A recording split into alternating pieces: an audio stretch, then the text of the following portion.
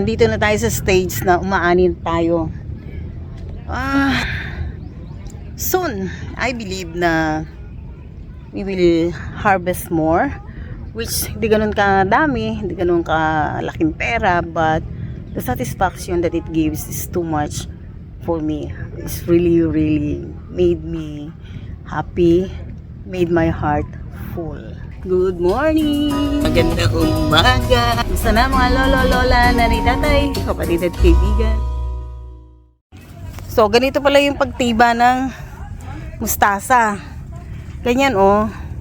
So, ayan di ko, yung mga ito, tapos na, hindi na yan, ano. Ay, isang putol pa yan, isang harvest. So, ibig sabihin, yung ano, hindi pala binubunot. Hindi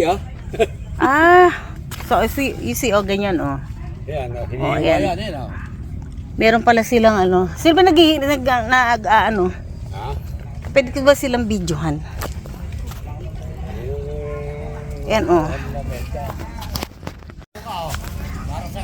So, ang ganyan, oh. Ganyan yung kanilang pag-ano. Yan, hindi ako paano hinihiwa. So, tingnan natin. Panoorin natin kung paano.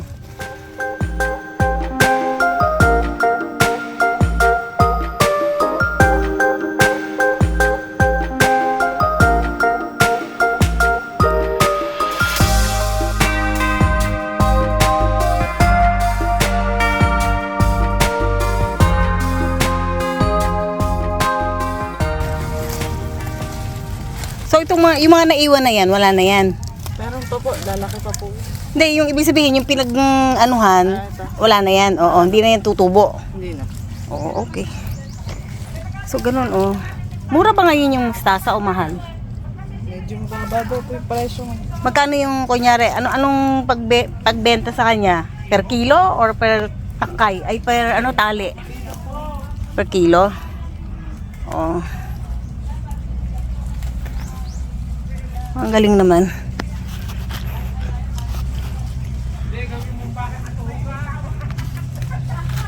So magkasama kayong dalawa. Kami lang din nalang. So ibig sabihin, meron kayo talagang yung siya yung nagpapatiba, ganon. Okay. Actually, favorite ko yan eh.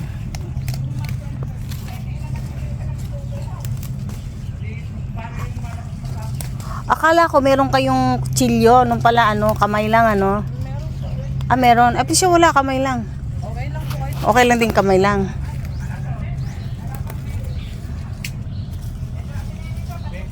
So ito masyado nang malalaki, ang galing Kahapon pumunta ako dito, parang hindi siya ganyan kalaki.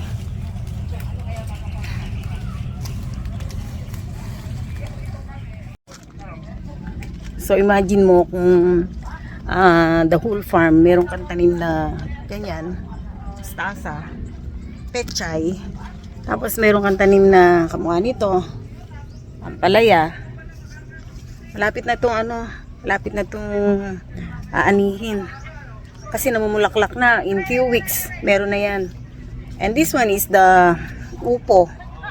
Meron na rin siyang ayan Tcharam! Ang bilis-bilis talagang lumaki ng mga gulay.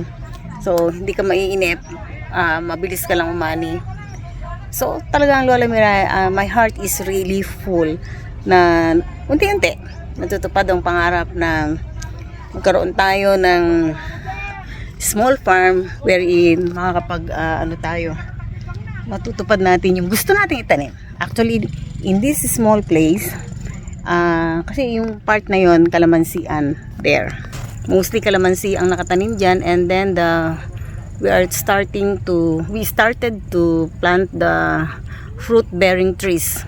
So marami na tayong puno na nakatanim na maybe next year or 2 years from now, maybe aani na tayo.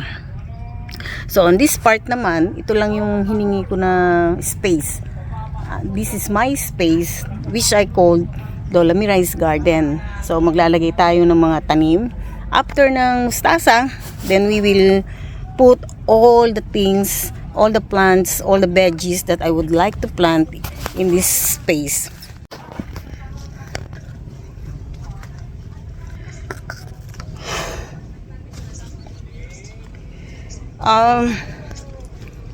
Before, ini-imagine ko lang na magkaroon ng pagtataniman.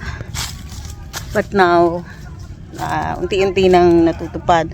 Imagine mo, dami ng ano na yun. And this is only one part.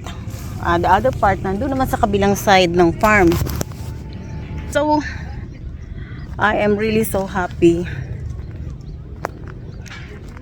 I am really so happy na nandito na tayo sa stage na umaanin tayo.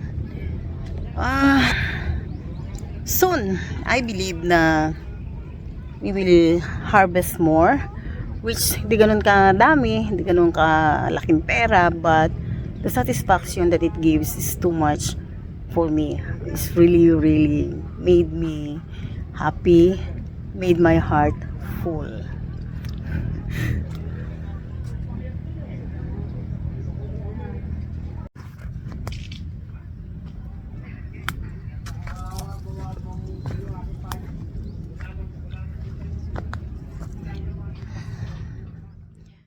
This is the other side of the farm na may mga mustasa pa rin and hina-harvest na.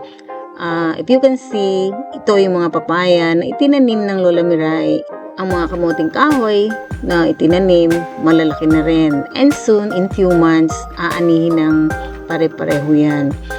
So, mga lola, hanggang sa muli, salamat sa muling pagsama sa Lola Miray dito sa ating munting paglalakbay sa Lola Miray's Mini Farm. Until then, ingat and God bless everyone. Bye!